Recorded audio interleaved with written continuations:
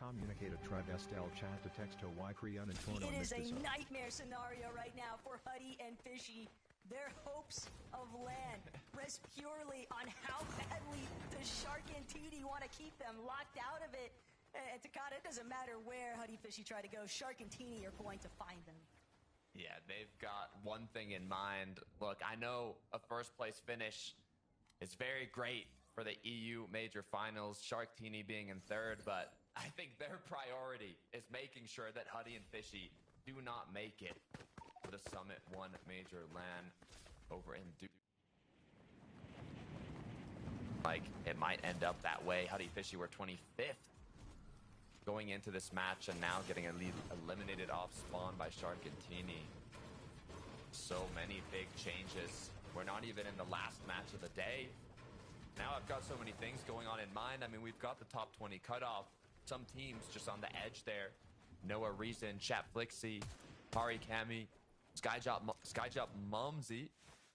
We also have now Chino Pablo, hoping that Sky and Stroll might go down before the end game, but if that does not happen, the gap between first and second is about to skyrocket. Repairs in Sure4 though. Kiri. Couple of love taps into repairs his shield. Still, they'll be able to look back. They don't get the opportunity to try and return the favor here. Repairs in Sure4 called it at the start of the day, looking like a real dark horse contender here. I don't think many people, if anyone at all, would have really placed them into a top 5 leaderboard position. But here on day 2, they're looking to see just how much further they can really climb. Still realistic for them to possibly overtake Vico and Malabuka in that 4th place position yet again. Sky and Scroll though, man, what a start for this duo. They are so close to being our Major 1 Finals champions. It's like you almost want to say it, but we still just have to see them fully flush it out. And while it is very, very likely, it's still one of those things where you never know what can go wrong next, because we've already seen teams kind of pivot their original strategies, testing out some new methods. Akira Karama is a great one to reference because normally they've been heading a little bit south of that Frigid Fortress position, but Vico Malabuka already had some surge issues throughout the course of today, and now they have to keep strategies, losing that possible opportunity of the French duo. Chat Flixie also kind of skirting around the mountainside. Yep, Flixie, say the best German player performance in 2025. Now they're just on the cusp of qualifying in 15th place. They have 261 points. But if they go down early, that could quickly turn around. They're both just such competent fighters, though. Chat Flixie dealing with the likes of Twek and Nidro. They've certainly not had the weekend that they would have wanted to, but experience is experience at the end of the day. Chap lurking around, gets a big shot to start things off. Nidro made it closer than what he would like it to be, but Twek now from underneath trying to see where he can chop break through. Flixie and Chap, though, firmly driving this fight into their favor. And Flixie, Chap, they might still just want another 4 elimination points, and they might just find it onto Tweg. Doesn't really have anywhere left to run. Shield count was running relatively low here. Gets a good side jump off onto Flixie. Shot to connect, but Chap still able to help seal the deal here. One more time, a couple of eliminations going to be confirmed. Kings of the Mountainside for right now. Big early game for Chap and Flixie. That's what they needed. Yannis cheating. This is a duo that is a bit more comfortable. They are in the top 10, so they're in qualifying range now. Not much more to do, but they would like to obviously bump themselves up the leaderboard. More importantly still, eager to represent their home country, home pride, right? It's Germans, knowing it's going to be Major 1 Summit LAN in Dusseldorf. That home crowd, very likely to get pretty loud for those two. So they definitely want to make sure that they leave things on a positive note. For Shark and Teeny, though, think back to where Chap and Flixie were just at. There is a possibility that later on, Shark Teeny might actually end up clashing with those two a little bit later on, since they are so far north, playing for the vending machines right now, but we'll have to just wait and see. Oh, Riley and Reason, though. They've definitely had a much more volatile day, too. Even day one, gave them a run for their money. They still managed to overcome, and despite dealing with consistent off-spawns, they have managed to stay within that top 20 threshold. And obviously, you want to see two German icons in Dusseldorf repping at the LAN. Issue is, before the previous match, they got 36th, 24th. 7th place kind of bumped them up, but if they have another match where they don't make it into that end game, they can quickly fall short and not be in qualifying range any longer. So hopefully they don't have to take too many risks in this game.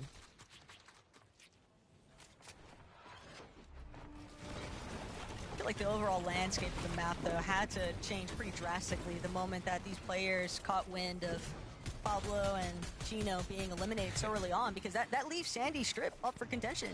So many other teams might have been able to take advantage of what's actually offered from that POI, and I think that's why we're seeing a little bit more of littering throughout. Battlewood Boulevard, even teams kind of just more willing to scavenge those southern sections of the map to make their way through. Panzer, Yapko, gliding overhead. Calm before the storm. Touching down where the rest of the lobby's at. There's a team that lands close to Chino and Pablo, but seeing that they're just heading north already, we don't really know if they were able to kind of capitalize on that. One of the 3 duos opting for this rotate as well. Like you said, the calm before the storm, the last match of the major. A lot of pressure on these players' shoulders. They have had a decent weekend. Still sitting in that 13th position, and currently with only one lobby left to work with here, Takata, it's pretty sensible to believe that teams that are within that top 13 should be pretty much confirmed for that Summit LAN qualification spot. But ultimately, you don't want to leave things up to chance. You don't want to be sitting on the sidelines. You want to make sure that you play out these lobbies as thoroughly as possible, because it's going to be the last 2 opportunities that all these teams get. Teeny, Shark still lingering over by Wonkyland too, so when you think about teams like Yepco Panzer opting for those deep north side, dead side rotations, you gotta keep an eye out for where Shark and Teeny are getting up to. And honestly, Shark Teeny, I mean, think about the 2 wins that they've gotten, both 100-plus point games, if I'm not mistaken, right? Just based off the additional elimination, basically 100-point games each time. And hey, you never know. Pablo Chino being taken out super early on. Shark Teeny, if they go for the hat trick, things could start to get a little dangerous for who's actually going to finish in that top 2. That's what I was thinking. You know, they've got a big smile on their face. Everything's going well. They eliminated Fishy Huddy off spawn. Now we'll have to worry about Wonkyland, and now the 2nd place team that was right above them has gone down with 0 points. It's their perfect opportunity to overthrow them. Sure Repairs, another team in that top 5. They're trying to get above Vico Malabuca. Sayaz Scary yet to show us that they have what it takes to continue with their performance from yesterday. Now dropped to 8th. These players aren't even focused on qualifying to the LAN anymore. They're focused on getting the best placement possible. Size and Scary, compared to yesterday, it's kind of been a day to forget. Ever since that opening blow against Azat, losing the 1v2, it's definitely seemed like it's pretty much put so much hesitancy into how much confidence they really want to invest for some of these fights. I mean, we're just not witnessing the same duo that we did in yesterday's lobbies, but still definitely respect that performance they put in, because it's left them in a position where they don't have to be too pressed over today, because at least they know they've got the Summit LAN locked in. Looking over at what Thomas HT and Focus are up to. Thomas is known for his AR aim. It was actually Nebs. They've had such a tough day as well. Nebs and Nathan. Wondering if both players actually did end up going down after that. For Thomas HD and Focus, though, they are sitting in 6th place right now. Good news for them, it's 5th and 6th. The gap is not nearly as much as it is from 3rd to 2nd or 1st. So they have a very good chance they can at least push themselves into top 4. Did see just then, though, that leaderboard overview. Garm and Demish, 7th place team, has been eliminated. They've been very key heavy in today's matches ever since they were able to pretty much confirm maintaining top 20, but hey, never want to bite off more than you can chew, especially when there's so many duos that are also still so hungry to see how many more placement points they can climb up. Learning points, learning pains, growing pains too for Darn Demish here. But for Twy and Cringe, 51 below currently. Zone pools just outside Squibbly Shores. They're going to be harassed now by some of these surge ticks. They've got Miro and Joshua on the other side of their build, but can they force the engagement? I don't think they want to get up close and personal just yet. They'd rather see if they can just net a couple of tags from afar. Be much easier to work with than having to go for 50 and risk placement against other teams. Burke will be isolated and brought down. That's a big break right now for Twy and Cringe. I'm almost more scared for Hari and Cammy that are right beside them, considering that they're 19th right now, right by the cutoff. But for Repairs, and sure, things were looking so bright in 5th place. The damage was there, but now Repairs is left as a solo, forced to close this game out alone. No heals, no shield, and just one overdrive grenade. This is really not where you want to be. Might have just stayed a little bit too long inside that last zone. Sure, you get the surge you were looking for, finding the elimination, but ultimately teams that are already based in just better positions, kind of keeping Repairs at bay right now. He's going to have to wait for the rest of the lobby to move first before he can even consider trying to depart his current box position. Twy and Cringe, though, picking back up where they left off. And now there's a little bit of flow state happening here. Okay, another nice little elimination pick off there.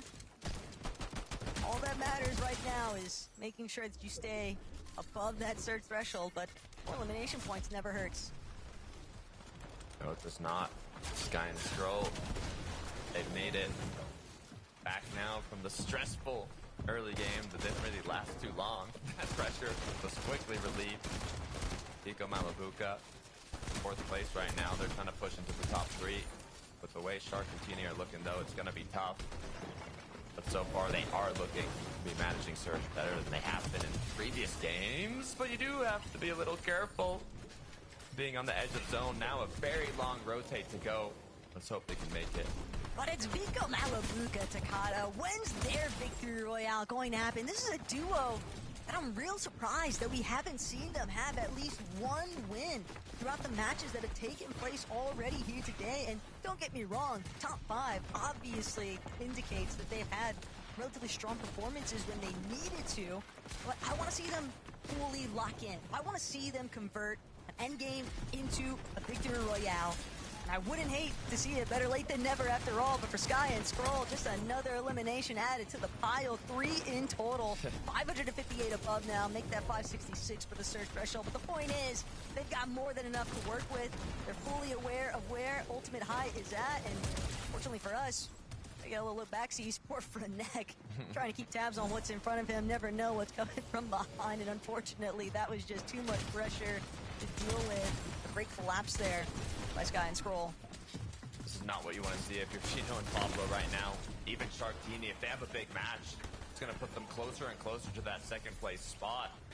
That is not what Pablo and Chino want to lose. That's now 409 above, but you got to be careful. Both players instantly gone down in the blink of an eye. Shark and T. Continue, they wanted to be set up for that front side of the zone, but sadly, that's just not going to go in their favor. The dangers of playing that side of zone when it pulls the opposite way is players that were a little bit late to the party being able to pick you up along the way. Hydro and Keto now taking advantage of their position on height. Good suppressive fire, good suppressive measures. Shots into Azek's over shield, but at the same time here, no knocks just yet. Got a good connection to their original surge point, but Malabuka, Vico, they're gonna send it. They want front side. Mid layer, torping through. Very adamant, keeping tabs on everything surrounding them. Vico now looking for some aggression onto Nero and Joshua. They find the first. Can they get the second? They might not need it after all. They're content to just wait. That little bit of Cypher materials, that's exactly what they needed. It's a big opportunity for Vico and Malabuka, though. Seeing that Sharkantini went down, it's their chance to get top 3 now. All they need is a decent match here. And for Sky and Skrull, they just want to keep expanding that gap between first and second. And if Skrull doesn't get caught off here, it looks like they're going to be able to manage it. Keep an eye, though, on Cringe and Twy. They start scaling their way up the hill face. Sky, Skrull, if they're not careful, you never know. The floor above might disappear, and for Chapin, Flixie, Sayas, and Scary have managed to come knock in and collect. But look at Sky, Skrull. They were headed so deep into the storm. I think that they're looking for a Flowberry Mist Grenade. They're starting to tarp up. Height has no idea. They're not looking this far back into where the storm is at. Haruko and Kyurei, another duo that's hurting, but Skrull and Sky, they're willing to send it. Frontside challenge onto Height. It's just not high enough, though. And they'll be forced to drop just a little bit, but the damage might have been done. Haruko and Kyurei had the same exact intentions. Focus, Thomas now gonna throw themselves up onto the high ground. Thomas won't be able to make it just yet, but he's waiting to reconvene with Focus. High ground is being sent into absolute shambles right now. Haruko's gonna be the first one to fall from it, but Noah, Riley, Reason, they got business up top as well. Noah's gonna send it. One more overdrive grenade into the skies here, but he can't take care of Keto. Reason and Noah punished for trying to overthrow Aikido will finally get brought down, though, and Thomas, Focus, they're looking to be the ones to actually have control. And no, it's Sky and Skrull in similar fashion, but Skrull, he's gonna be knocked. No one can get a footing here on Height. The bouncy house of chaos. Sky now is left alone. Just a sliver of HP's gone down as well. Thomas falls. Haijo up top. They started with Height after the chaotic high ground retakes from who knows how many teams. Haijo has ended up once again looking to claim it, but Focus is doing what he can to overthrow. Haijo drops. He's out of builds. He does have the HP and shield advantage, but without any mats to play with, it's all of those teams, we saw like 5 different duos send it. One of them got fully eliminated. The other 4 left in solo positions now. But Focus, somehow, some way, he's still up top. Medius and iDrop trying to see now if they can be the ones to truly overrule the high ground. And Focus as a solo, he'll have to give it up. He's forced to drop here. Medius trying to see what kind of refrags he can pick up after the fact. iDrop want to send it downstairs. Cringe and Twy directly behind, but they're not going to be able to. All ready for Medius and iDrop. They knew that they needed a big pop-off performance here today, but Focus lurking. He could play spoiler here. Twy's looking up. He's not looking next to him. Focus just needs to get the opening shot here, but he's still lurking, crouching, crawling around these front side layers. Instead, the pre-existing build, the pickaxe is going to be revealed, but he can't withstand. A different player altogether has taken him down, but Cringe does lose his duo partner. iDrop and Medius looking to bring this one home. Just one more elimination. Just another set of 4 points to go to the count. Cringe trying to see what he can manifest here, but he's stuck inside the storm. He doesn't have a whole lot left to contend with here. Medius, though, with no iDrop, he's just going to stay inside of zone. He knows only 2 builds remain. This is the time. Medius, he's done it once before, he does it again. A victory royale to close things in Game 11 for Medius and iDrop. 18th place is where iDrop and Marius were going into this match. They were just on the cutoff of qualifying to the Major 1 LAN, and they have now solidified a spot with the amount of points that they have just secured. I am almost sure that we will be seeing them in Dusseldorf. What a way to close out the second to last match of the day. Congratulations to iDrop and Marius. This is what we wanted to see from them. Rank 11 Mini, it's getting intense. It really is. 100% agreed with you there, Takata. Marius and iDrop were 30th going into day 2. And they're another one of these experienced Euros who understand the importance of that fantastic performance on day 2. You're not done after day 1, Minnie. No, you're not, and it's really great to see these guys really rising up the standings. We've been talking a lot about Swizzy and Pixie today and how they've just been surging up the leaderboards, but Marius and iDrop, they've been quietly improving game in, game out, and this is really nice to see them finally pick up that well-deserved win right there. We saw it from Marius in the heat. We saw him solo clutching their way from about top 25 or something to make it here, and now still doing it in the major finals as well, getting that final shot to win 11. Really excited about these guys, and really excited to see them at LAN as well. Yeah, I think these guys ultimately understand one key thing about Fortnite.